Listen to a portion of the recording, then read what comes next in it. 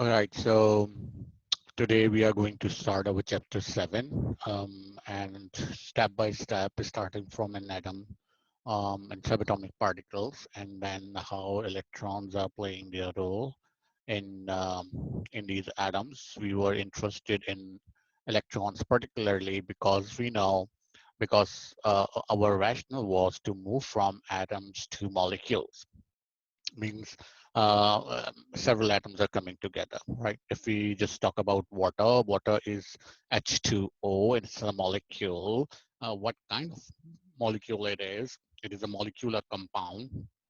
We know that it's a covalent or a molecular compound. So we at this point we know there are two types of compounds: ionic compounds and what else? Ionic compounds and covalent compounds. Covalent compounds are also called as molecular compounds.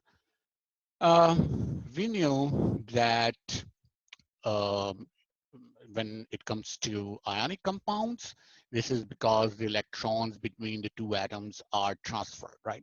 Uh, I mean, when two atoms are coming together, electrons from one atom are going to go onto the other atom, another atom that is coming into the bonding. So it's a when it comes to I would like to rephrase myself. When it comes to ionic compounds, it's actually the transfer of electron between the atoms. When we talk about the covalent compounds or molecular compounds, then we are talking about the sharing of the electron. It's not going to be completely transferred. It's going to be, let's say, if atom X I have here, it's important that they like it. This is step that we discuss it here. Okay, if I have atom X and if I have atom Y, let's say.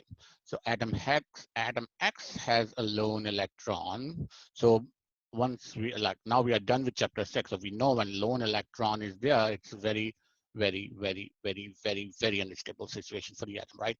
And then there is a lone electron in atom Y. So what they will do, they both need one electron, but because this is a non-metal here, okay? This is a non-metal. Both X and Y are non-metal,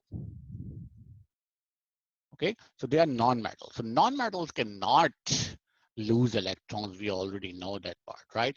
So if they both are non-metal, they cannot transfer electrons, then the strategy is to let's come together and share electrons with each other so that we both can claim each other's electron as a pair of electrons. Because when the electrons are paired, they're gonna go, you know, right? When they are paired, this is a much more stable situation. So then they are both non-metals. They both have a lone electron. So what they will do, they would like to come close to each other. Okay, so then they're gonna come close to each other, and then X with its lone electron, which I'm trying to draw here. Oh, it's gonna go big. But just consider it as a small electron, right? In the valence shell, definitely we're talking about a valence shell, right? And then we have Y. So Y is coming with its share, its lone electron. So they're gonna go, both of them gonna come closer to each other. Now see, they both are bringing one electron, which is in its, definitely this electron is going to be in their outermost shell.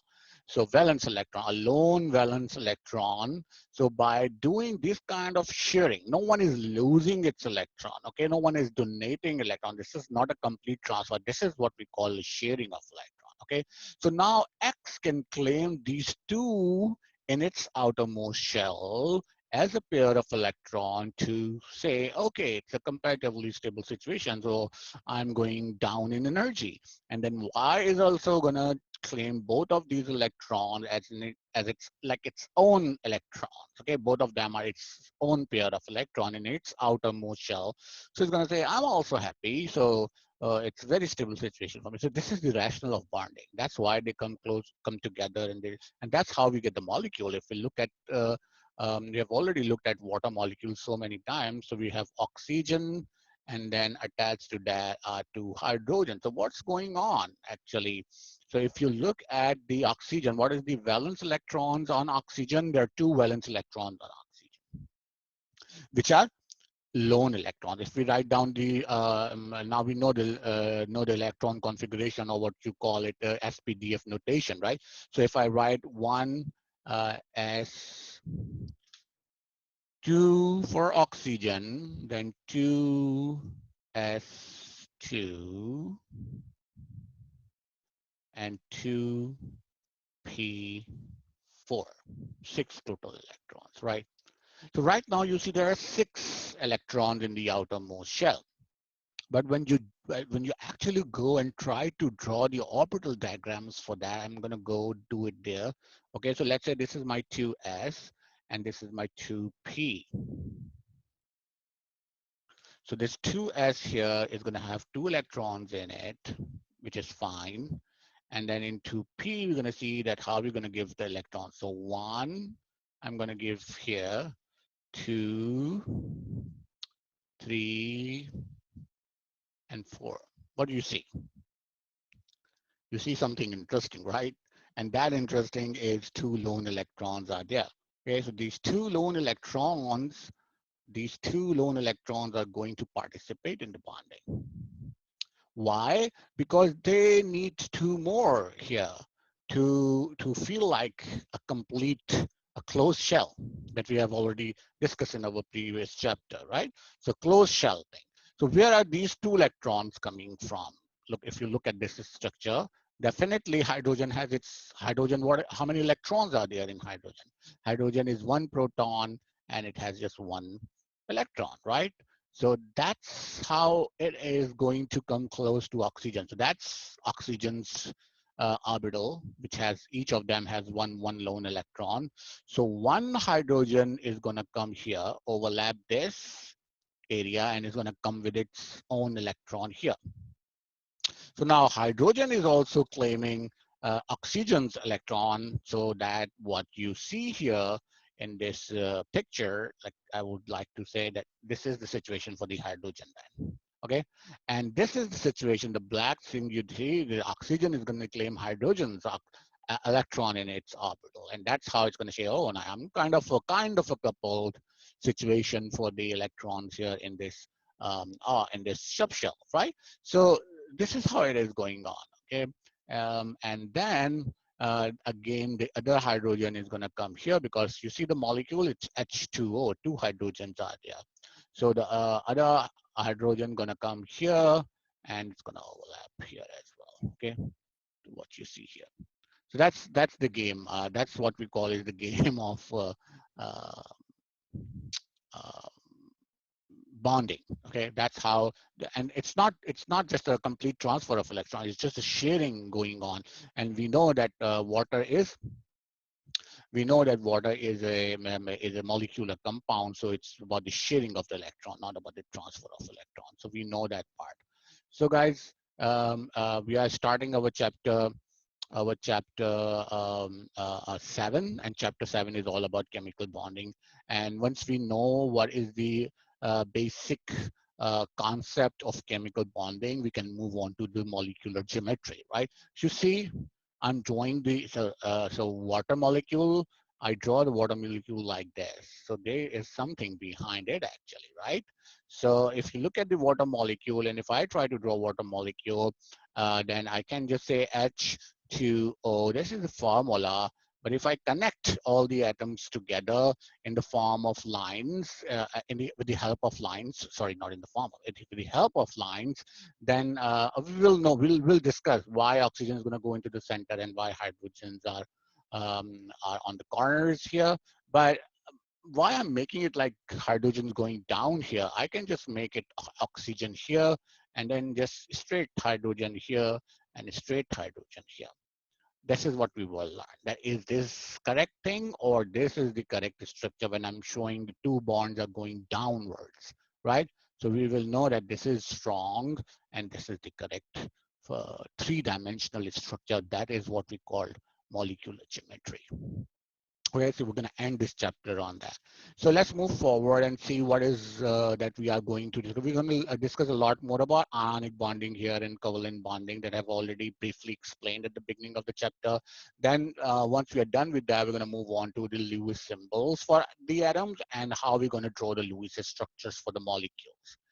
Um, if more than one possible structure we can draw, more than one possible Lewis structure, if we can draw more than one possible Lewis structure for a compound, how are we going to decide which one is going to be the most dominant structure or or the best possible Lewis structure for that particular compound? This is a strategy that we follow where you call it the formal charge calculation. We're going to learn that and we're going to see what is the resonance in the molecules. Resonance.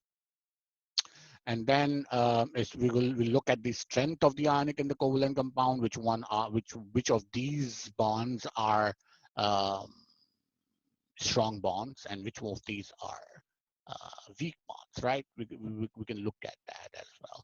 So molecular structure and polarity, this is what we were discussing, that we're going to just jump onto at the end to the molecular geometry or shape of the molecule. And then we will understand that the shape is very important in understanding the properties of the molecule. So polarity, how if the molecule is a polar or non-polar, is very important. It's a very, very important property of a molecule. We cannot figure that out if we do not know the molecular shape or the molecular structure of the compound. Okay, so structure predicts, actually structure determines the properties of the molecule. So if a molecule is polar or non-polar, that is in its structure. So if we understand the structure, if we know what the three-dimensional shape of the molecule is, only then we can decide if the molecule is polar or non-polar. So what is chemical bonding? Chemical bonding, I've already explained when the atoms are coming together, right? So bonds are the forces. When we talk about a bond, we try to draw this line. This is nothing, okay? There's no physical line like this. We just try to show it with the line here. But bonds are actually the forces that hold molecules and compounds together. These are the interaction forces.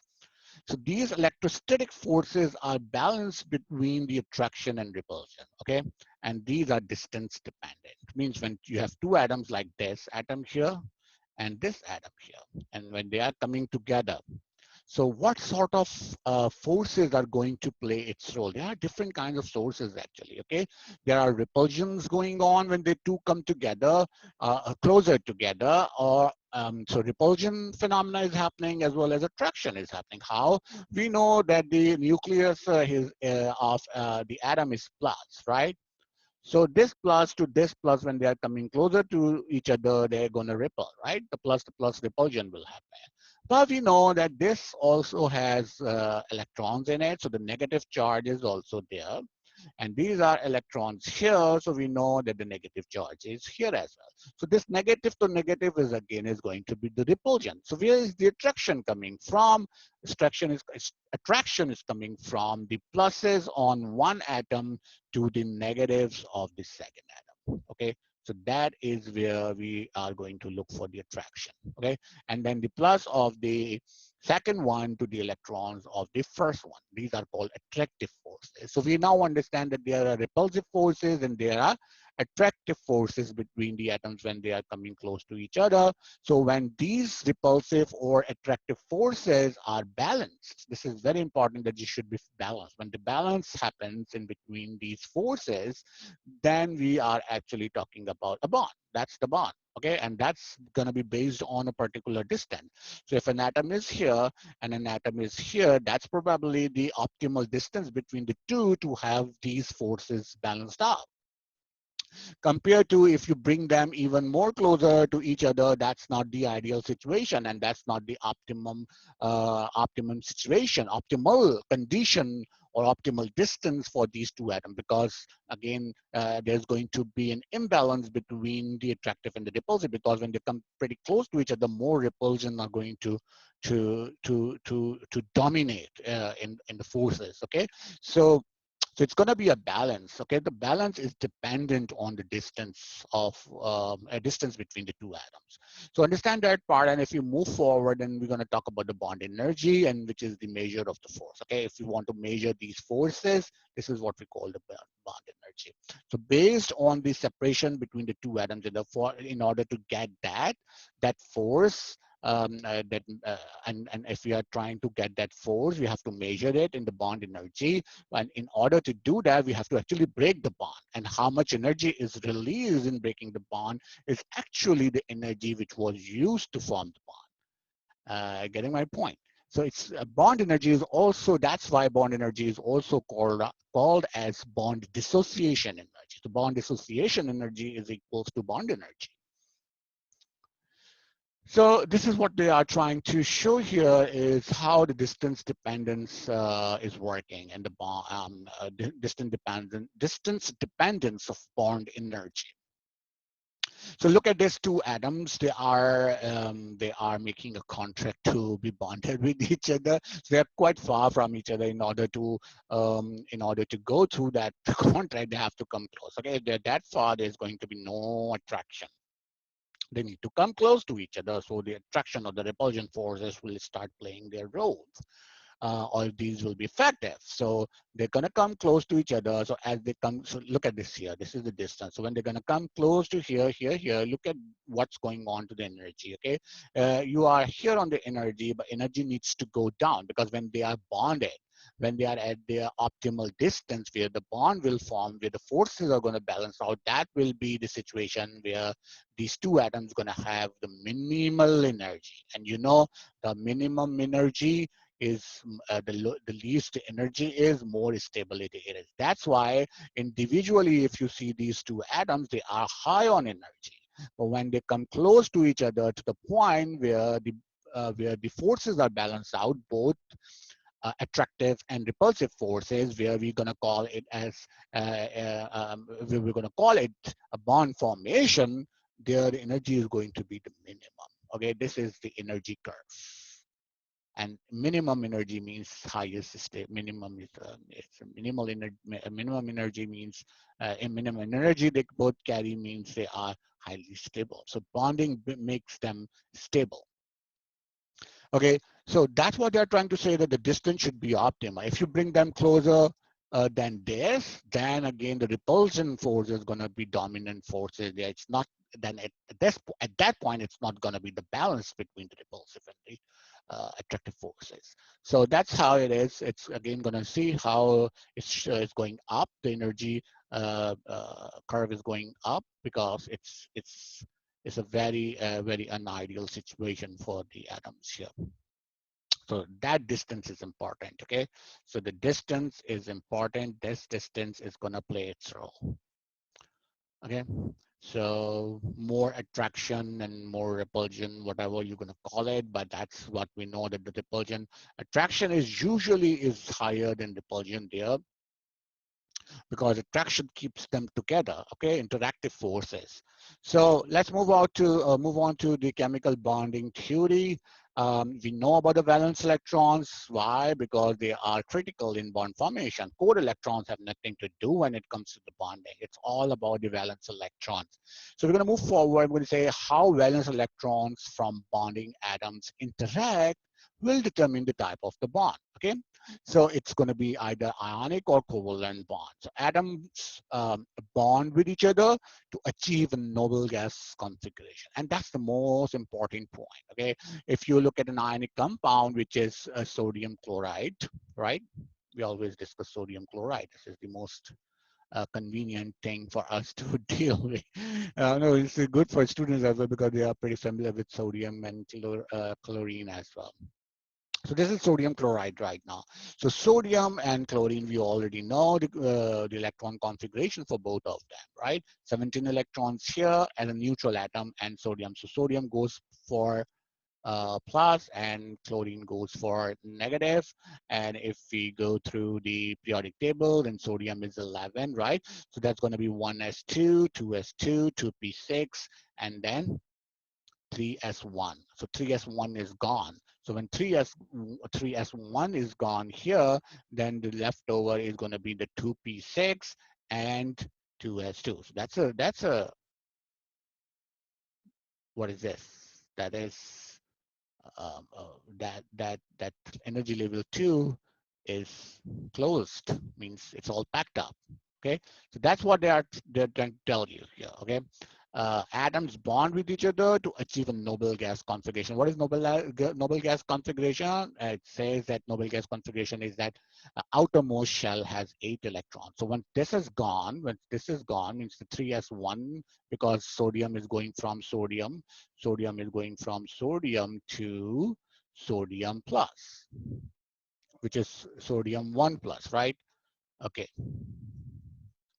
So sodium 1 plus means then this is the electron is going to come out of here.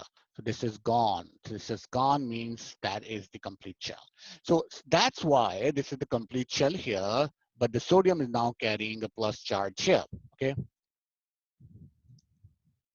So sodium is carrying a plus charge here. When we look at the chlorine here, okay, when we look at the chlorine, chlorine becomes 1 minus. 1 minus means the additional electron is going to come here. Okay, so then this is going to be the closed shell for chlorine. So when from chlorine, it goes to chlorine minus. Chlorine minus is a closed shell configuration, and it's noble gas-like configuration because the highest energy shell is going to have 8 electrons in it. Okay, that's what we call the noble gas configuration. So now at this point, you must understand what is Duet rule and what is octet rule. Duet rule is the configuration of 2 electrons. Okay, like several atoms are stable on only 2 electrons. Not all atoms in the periodic table will go for the 8 electrons in their outermost shell to be stable. Hydrogen, lithium, and beryllium, they can go for only 1s2 configuration and they are stable. Okay, and hydrogen is just 1 electron, so hydrogen gonna get 1 more, and that's gonna be that 1 additional electron is gonna reside in that s orbital to make it a couple of electrons, and then it's gonna be 1s2. You already know that, right? So, and besides these, all other atoms on the periodic table, they would like to go for the octet rule, means 8 electrons in their outermost shell. Okay, and the value of n can be any, I mean 3, 4, 5, but it means that they're going to have 8 electrons in their outermost shell, and okay, everything else. Okay, so you understand this point as a okay, it means that it's a good point to move forward onto the ionic bonds. We know, we have already discussed that when metal and non-metal are going to come together, generally we're going to have ionic compound, because metal tends to lose electron and non-metal tends to gain electron. Okay, metals have low ionization energy, and we have already discussed the periodic trend. So they lose electrons. Non-metals have high ionization energy because we go across the period from left to right. Ionization energy increases. So non-metals are all the way on the left-hand side of the periodic table. Sorry, all the way at the right-hand side of the periodic table. So ionization energy is high there, means they do not want to lose electrons. They want to gain electrons.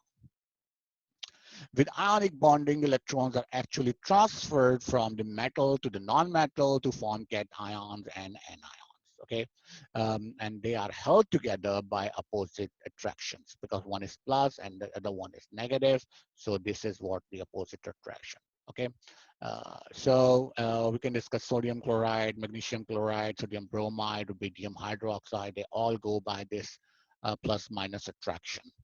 So covalent bonds is formed between the two nonmetals. That's what we have discussed. Covalent bonds, or covalent bonds, not compounds, covalent bonds. Okay, so formed between the two nonmetals. So two nonmetals are going to come together. If we talk about H2O, you're going to see that these are all nonmetals. Hydrogen is nonmetal, oxygen is also nonmetal. So in this compound, only nonmetals are coming together.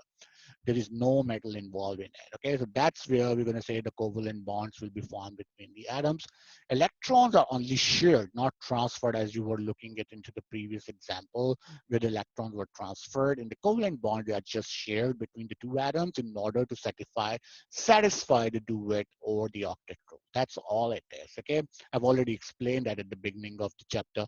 So what two types of the covalent compounds are possible? Simple covalent, or what we call it simple covalent means non-polar covalent, or polar covalent. Okay, so electrons are what happened in this type 1. Electrons are shared equally. So we call them pure covalent bond. simple. You can call it simple covalent, or you can call it pure covalent as well. Okay, so some in some of the literature you will see it's called as pure covalent. Why pure covalent? Because the electrons are equally shared between the two atoms. So if we talk about H and H, and that's a molecule, you know that, right? This is H2, hydrogen gas.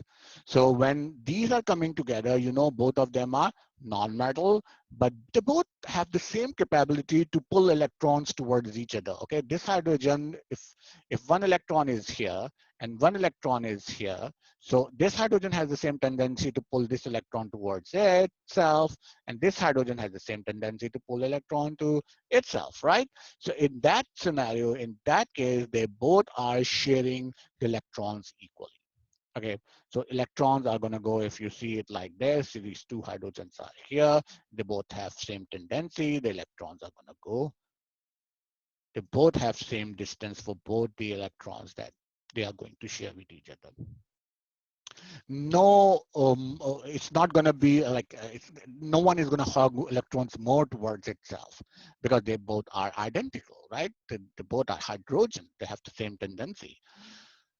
Polar covalent is a different situation. Polar covalent is when the electrons are shared unequally, and that's usually going to happen when you see that you have two different atoms coming together, carbon to oxygen, right?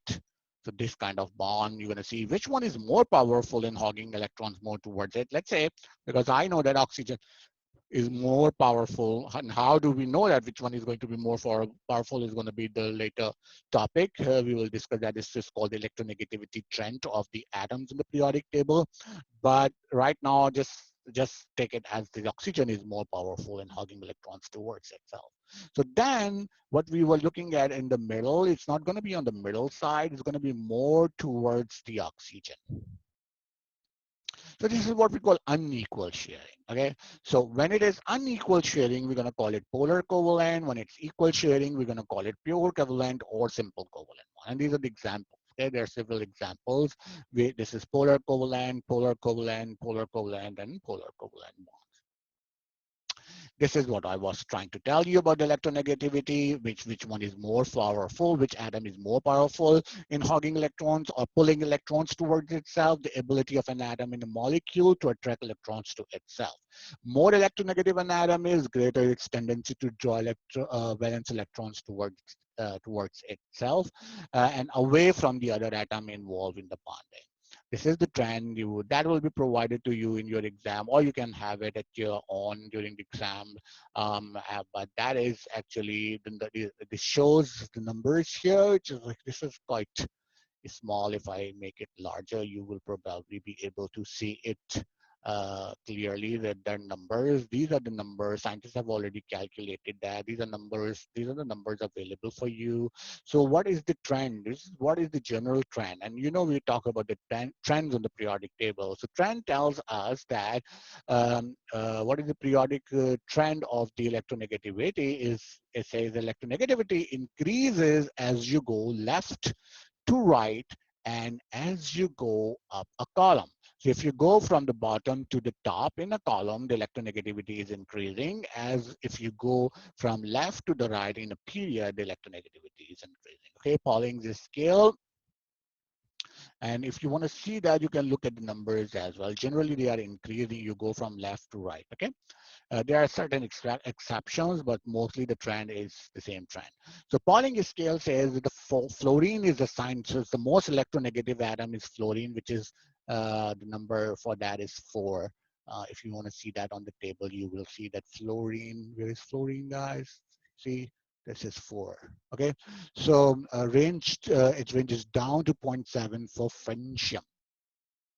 So find out the francium here, and you will see that the francium is just 0.7 somewhere, somewhere here. I think it's here somewhere, right? It needs to be here. So francium, what do we call it? Francium 0.7.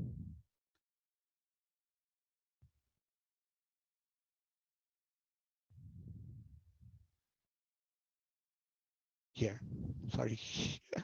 Why I was not able to see that? It's pretty obvious.